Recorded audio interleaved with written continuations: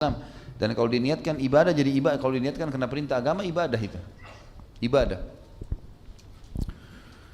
Ada beberapa adab-adab yang dikumpulkan oleh Syekh Abdul Hamid bin Abdurrahman As-Suhaibani. Beliau merangkum, kurang lebih ini dirangkumkan. Beliau mengatakan beberapa adab-adab dalam pakaian harus diperhatikan tentunya. Seperti bagi laki-laki tidak boleh menggunakan sutra dan juga emas karena digabung ke dalam emas. Semua jenis sutra dijauhi oleh seorang muslim laki-laki.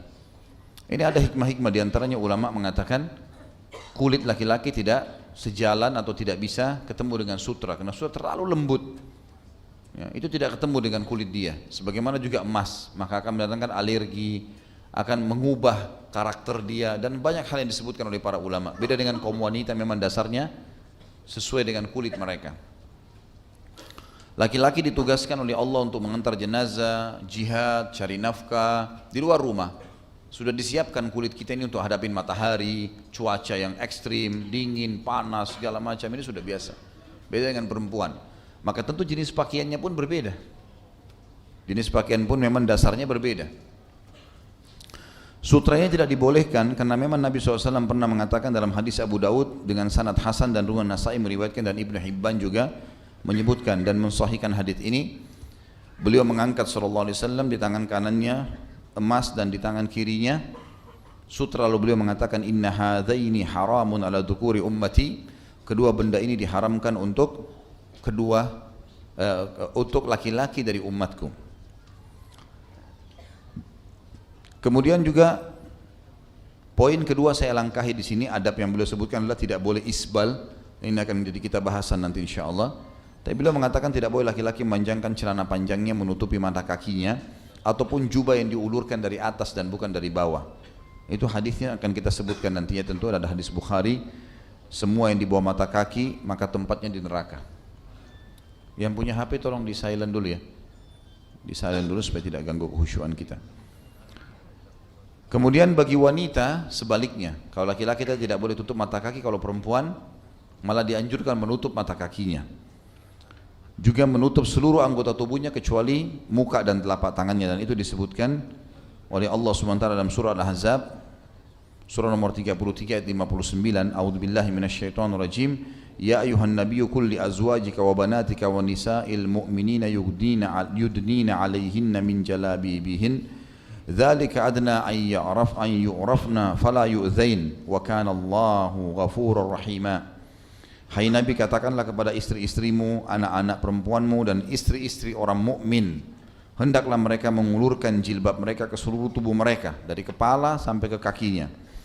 Yang demikian itu supaya mereka lebih mudah untuk dikenal, maksudnya orang tahu ini muslimah. Karena itu mereka tidak diganggu, dan Allah Maha Pengampun lagi Maha Penyayang. Juga selanjutnya yang keempat yang disebutkan oleh Syekh di sini adalah seorang muslim tidak dibenarkan menutup kain ke seluruh tubuhnya dan tidak menyisakan tempat keluar untuk kedua tangannya, atau mungkin selimut yang dililit untuk seluruh tubuhnya. Seperti itulah kurang lebih. Karena Rasulullah SAW melarang menggunakan sandal dengan satu kaki ya, atau menggunakan sandal yang menggunakan sandal satu kaki, dia boleh pakai dua-duanya atau dia lepaskan dua-duanya. Sebagian ulama mengatakan ini termasuk adab dalam pakaian, walaupun itu adalah sandal, karena sandal biasanya ya bergabung atau pelengkap dari pakaian, karena tidak mungkin ada orang telanjang lalu pakai sandal kan gitu. Tapi umumnya orang pakai sandal kalau sudah berpakaian, dia pelengkapnya, sepatu sandal pelengkap dari pakaian, maka dia masuk dalam adabnya. Kata Nabi SAW dalam hadis Bukhari Muslim, janganlah salah seorang di antara kalian berjalan dengan satu sandal saja, namun hendaknya memakai keduanya atau melepaskannya sama sekali. Termasuk juga di sini adalah pakaian. Jadi dia tidak boleh mengeluarkan tangan kanannya saja lalu tangan kirinya tidak misalnya. Ya, karena ini pernah saya lihat di salah satu majalah, tidak sengaja saya buka waktu lagi di penerbangan, tertulis itu model pakaian terbaru. Ya. Tapi di situ memang ditulis, memang judulnya itu model pakaian yang tidak sempurna. Jadi diperlihatkan ada satu laki-laki seperti orang Jepang gitu ya. Itu bajunya ada dia masukkan tapi tangannya nggak keluar dua-duanya di dalam, atau satu dibuat lubang tangannya bisa keluar yang satu enggak, dianggap itu modern. Allahu alamin. Dari mana modernnya gitu. Kemudian dilarang juga yang kelima, laki-laki menggunakan busana muslimah, perempuan, dan perempuan tidak boleh menggunakan busana laki-laki. Walaupun bercanda, walaupun mencontohi, walaupun meminjam. Mungkin teman-teman bilang, saya nggak mungkin pakailah baju perempuan, misalnya ikhwar sini atau laki-laki, atau ibu-ibu di belakang mengatakan tidak mungkin saya pakai baju laki-laki. Tapi banyak orang gunakan pakaian baju pasangannya. Misal karena buru-buru mau ke dapur, lalu si istri memakai kemeja suaminya. Contoh saja, dia tidak maksud apa-apa, tapi ini masuk dalam larangan, tidak boleh. Atau mungkin laki-laki buru-buru mengambil air minum, dia pakai daster istrinya. Mungkin. Yang ketawa mungkin pernah coba ini.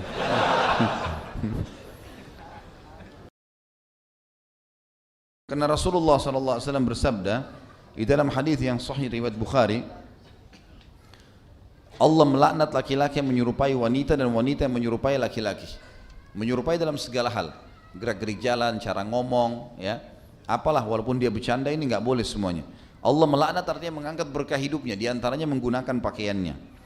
Juga sabda Nabi SAW dalam hadis yang sama juga dikatakan Allah melaknat laki-laki yang mengenakan busana wanita dan wanita yang menggunakan busana laki-laki. Jadi dilaknat memang tidak boleh, maka harus dihindarin. Kecuali kalau memang pakaian itu dasarnya dikenal di satu wilayah, memang laki-laki sama perempuan gunakan, seperti sarung misalnya. Sarung sudah umum, laki-laki perempuan menggunakan. Makanya tidak dianggap pakaian yang dilarang, karena sudah umum, orang semua tahu perempuan bisa pakai, laki-laki bisa pakai. Yang keenam, bagi muslim jika hendak mendahulukan sisi kanan, dia mendahulukan bagian kanan dari tubuhnya kalau menggunakan pakaian ataupun sendal atau semua kegiatannya.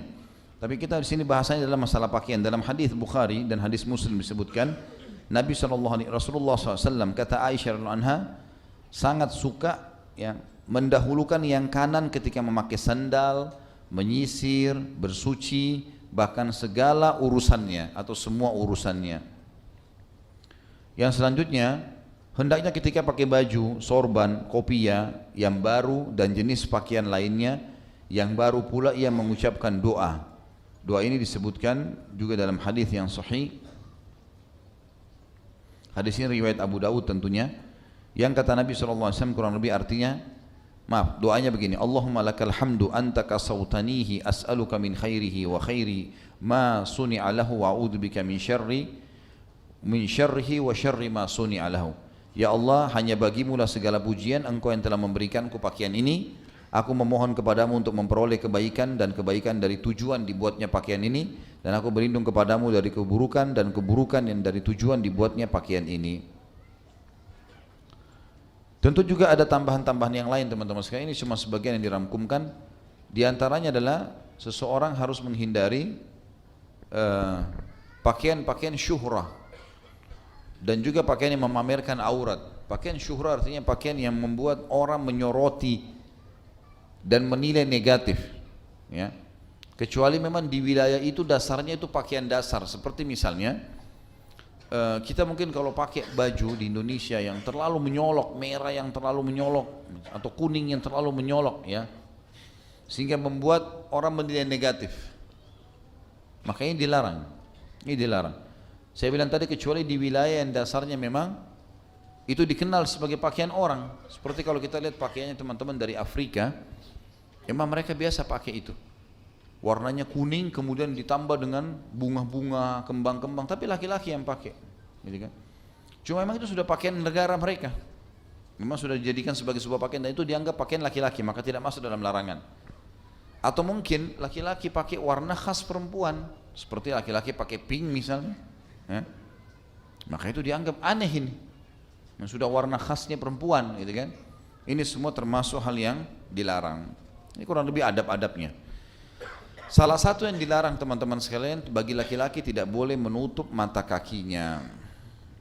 Jadi ini harusnya dibuka, diperlihatkan telapak atau mata kaki dia. Disebutkan, dalil yang pertama disebutkan oleh Imam Az-Zahabi rahimahullah setelah beliau mengatakan dosa besar ke-52 menjulurkan pakaian melebihi mata kaki sebagai bentuk keangkuhan dan yang semacamnya, maksudnya semacamnya walaupun tidak angkuh. Allah berfirman dalam surah Luqman ayat 18, A'udzubillahi minasyaitonirrajim, wala tamshi fil ardi maraha, dan jangan kamu berjalan di muka bumi dalam keadaan angkuh. Kata sebagian ulama tafsir yang dimaksud angkuh adalah menutup mata kaki bagi laki-laki. Dianggap memang dalam pandangan Allah itu dianggap angkuh, walaupun antum bilang saya tidak sombong kok. Karena Allah larang, memang tidak dibolehkan. Terbukti dari sabda-sabda baginda Nabi SAW, diantaranya hadis yang sudah sangat masyhur, riwayat Bukhari dalam Kitabul Libas nomor 5787 dan juga An-Nasai sebutkan dalam Kitabuz Zina, dan ini disebutkan nomor hadisnya 207. Kata Nabi SAW, ma asfala minal ka'baini minal izari fa finnar. Sarung atau pakaian manapun yang diulurkan dari atas ke bawah lebih dari mata kaki, maka itu akan masuk ke dalam api neraka. Perhatikan di sini teman-teman, perkataan Nabi SAW tidak disebutkan dengan keangkuhan. Ada orang bilang kan dalil-dalil tentang masalah isbal itu khusus untuk orang sombong. Pilah ini teman-teman, ada hadis yang membahas masalah kesombongan dan siksaannya lebih pedih dibandingkan dengan ada juga hadis, bukan dibandingkan, ada juga hadis yang menyebutkan tentang tidak bolehnya isbal atau menutup mata kaki walaupun tidak sombong. Jadi jangan cuma dipukul rata semuanya, kalau saya tidak sombong berarti nggak ada masalah. Enggak, bukan itu, memang ada larangannya. Hadis di antara tadi yang baru kita sebutkan ini hadis yang tidak menyebutkan masalah keangkuhan sama sekali. Karena dikatakan sarung atau pakaian yang diulurkan dari atas ke bawah melebihi mata kaki bagi laki-laki, maka itu pasti masuk neraka. Berarti nggak ada penyebutan sombong atau tidak sombong. Bahkan tadi dalam tafsir surah Luqman 18 kata ulama, yang dimaksud dengan berjalan di muka bumi dengan sombong adalah menutup mata kaki bagi laki-laki. Jadi walaupun dia tidak mengatakan saya tidak sombong kok, tapi itu cirinya orang sombong yang disebutkan oleh Allah Subhanahu wa ta'ala. Kalau orang yang sombong teman-teman sekalian berbeda ancaman-ancamannya, nanti akan kita bacakan. Di antara hadis yang menjelaskan sombong atau tidak sombong, isbal tetap haram, tidak boleh tutup mata kaki bagi laki-laki, adalah hadis yang sahih. Hadis ini diriwayatkan Imam Muslim dalam Kitabul Iman nomor 106, Abu Daud dalam Kitabul Libas disebutkan nomor 4087, At-Tirmidzi dalam Kitabul Buyu' disebutkan hadisnya nomor 1211, dan An-Nasai dalam Kitabul Buyu' nomor 245. Kata Nabi SAW, thalathatun la yanzurullahu ilaihim yawmal qiyamah wa la yuzakkihim wa lahum adzabun alim, al-musbilu wal mannanu wal munfiqu sil'atahu bil halifi kadzib. 3 orang yang mana Allah tidak akan melihat pada mereka pada hari kiamat, tidak akan mensucikan mereka, maksudnya tidak akan bantu di timbangan amal. Kalau dia lagi butuh dimaafkan kesalahannya supaya lolos ke surga, Allah nggak bakal bantu. Dan juga mereka akan mendapatkan azab yang pedih. Jadi 3 ancaman. Allah tidak akan lihat sama sekali, Allah juga tidak akan bantu mereka disucikan di timbangan amal, juga Allah akan siapkan azab yang pedih. Yang pertama disebutkan al-musbil, orang yang menjulurkan kainnya di bawah mata kaki, dan tidak ada kata-kata sombong. Tidak ada penyebutan sombong di sini. Dia sudah ancaman jelas. Kemudian yang kedua adalah mannan, orang yang sibuk menyebutkan kebaikan-kebaikannya, orang yang sibuk mengingatkan kebaikannya. Ini ada bahasan sebenarnya masalah mannan teman-teman sekalian, yang tidak boleh kalau tidak ada sebab, antum tidak ada hubungannya sama sekali, tidak ada jasa yang memang Allah berikan itu kewajiban, seperti misal orang tua pada anak, itu enggak masuk dalam mannan ya. Jadi kalau orang tua kita bilang, nak kan ayah sama ibu sudah besarin kamu, ini bukan mannan, ini haknya dia menyebutkan itu, supaya menyadarkan kita kalau kita harus bakti, itu boleh. Tapi enggak boleh kita balik, anak bilang, ayah saya kan sudah biayai ayah 10 tahun, enggak boleh. Ini mannan di sini. Tapi kalau orang tua kepada anak enggak masuk. Masuk dalamnya ini adalah suami kepada istri, ini enggak masuk mannan. Tapi kalau memang dia mau ingatkan istrinya, karena dia memang penaungnya, dia bilang, kenapa misalnya mau cerai? Bukankah sudah saya penuhi semuanya? Saya sudah siapkan kendaraan, saya sudah siapkan ini, saya sudah siapkan itu, kan sudah ada. Dia menyebutkan ini untuk menyadarkan istrinya kalau jangan sampai kau kufur nikmat. Ini enggak apa-apa. Ini bukan mannan, kan gitu. Bukan mannan gitu. Tapi dia boleh dibalik, sama kasus anak tadi. Enggak boleh istri bilang sama suaminya, gitu kan, saya kan sudah layani kamu 10 tahun, gitu kan, maka harusnya begini dan begitu. Ini enggak boleh dibalik. Sama kasus orang tua dengan anak, hukum syar'inya begitu. Kemudian yang ketiga teman-teman adalah orang yang ketiga yang akan disiksa oleh Allah ini adalah orang yang bersumpah palsu demi untuk melakukan barang dagangannya. Tapi saksi bahasan kita di sini tidak disebutkan tentang masalah kesombongan dia.